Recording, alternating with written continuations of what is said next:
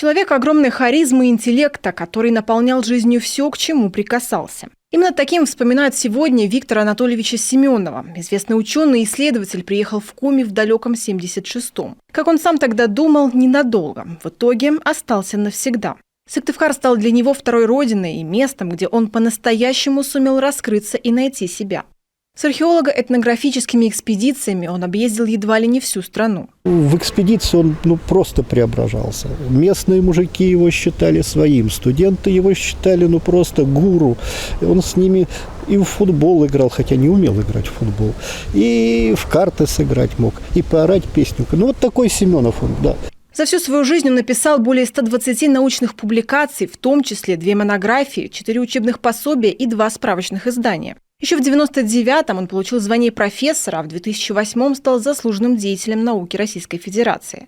Впрочем, эти сухие цифры и регалии никогда не были для Виктора Анатольевича главной целью. Всего себя он отдавал изучению традиционной духовной культуры народа Коми, археологии эпохи раннего металла на европейском северо-востоке и северо-западе. Прошлое, конечно, оно в этом смысле для археолога, да и не только для археолога, там есть момент поиска, открытия себя через трансформацию каких-то образов.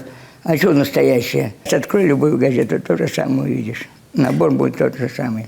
Известный и почитаемый не только в России, но и далеко за ее пределами. В республике он создал культурно-семиотическую школу, в которой рассматривались проблемы языка и культуры. А еще больше 40 лет преподавал на историческом факультете Сыктывкарского госуниверситета. Здесь вспоминают, когда профессор появлялся в стенах института, его было слышно всем и сразу. Громкий задорный голос проникал во все кабинеты, и Виктор Анатольевич тут же собирал вокруг себя толпу студентов.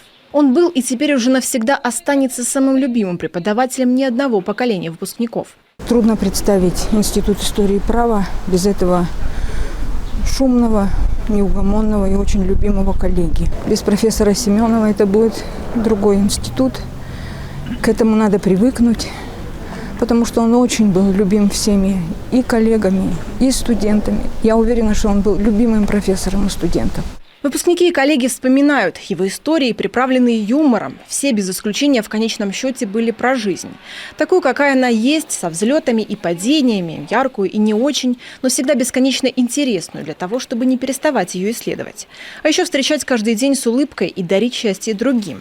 Именно так и жил профессор Семенов. В свою последнюю бессрочную экспедицию сегодня он отправился под громкие аплодисменты тех, в чьих сердцах он точно останется навсегда.